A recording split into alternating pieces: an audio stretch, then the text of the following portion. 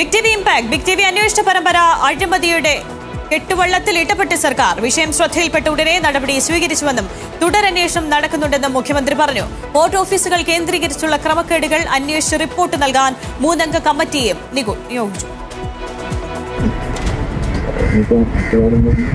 ഞാൻ കൊടുത്തോളാം, ഞാൻ വിളിച്ച് പറയും. തന്നാൽ മതി. അപ്പം അത് കാശറ്റ് എടുത്തോ, അത് മാത്രമേ മെയിനായിട്ട് സെറ്റിൽ ചെയ്യാനുള്ളൂ. അനധികൃത ഹൗസ് ബോട്ട് ലൈസൻസിനായി പോർട്ട് കൺസർവേറ്റർ കൈക്കൂലി വാങ്ങുന്ന ദൃശ്യങ്ങൾ ഉൾപ്പെടെ പുറത്തു വന്നതിന് പിന്നാലെയാണ് സർക്കാർ നടപടി. പോർട്ട് ഓഫീസുകൾ കേന്ദ്രീകരിച്ചുള്ള അഴിമതികൾ അന്വേഷിച്ച് റിപ്പോർട്ട് നൽകാൻ പ്രത്യേക കമ്മിറ്റിയും സർക്കാർ തീരുമാനിച്ചു. 3-അംഗ കമ്മിറ്റി അന്വേഷണം നടത്തി റിപ്പോർട്ട് നൽകും. യാത്രാ ബോട്ടുകളുടെ രജിസ്ട്രേഷൻ, ലൈസൻസ് ഉൾപ്പെടെ കമ്മിറ്റിയുടെ അന്വേഷണ പരിധിയിൽ വരും. കൊടുങ്ങല്ലൂരിന് പുറമെ മറ്റ് പോർട്ട് ഓഫീസുകളിലും പരിശോധന നടത്തും. ബോട്ടുകളുടെ രൂപമാറ്റം നേരത്തെ ചെയ്തു തുടങ്ങിയ കാര്യമാണെന്നും വാർത്ത ശ്രദ്ധയിൽപ്പെട്ട ഉടനെ നടപടികൾ സ്വീകരിച്ചുവെന്നും മുഖ്യമന്ത്രി. തീർച്ചയായിട്ടും നടപടി എടുത്തല്ലോ, ബാക്കി പരിശോധിക്കും. അത് നേരത്തെ ചെയ്തു തുടങ്ങിയ കാര്യമാണ്.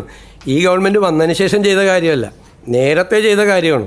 അപ്പോൾ അത് ശ്രദ്ധയിൽപ്പെട്ടപ്പോൾ അത് അന്വേഷിച്ച് നടപടിയെടുത്തു. ബാക്കിയുള്ള തുടരന്വേഷണം ആസ് യൂഷ്വൽ നടക്കും. അതേസമയം അനധികൃത ഹൗസ് ബോട്ടുകളുടെ പ്രവർത്തനവുമായി ബന്ധപ്പെട്ട് ആലപ്പുഴയിൽ പ്രതിഷേധം തുടരുകയാണ്.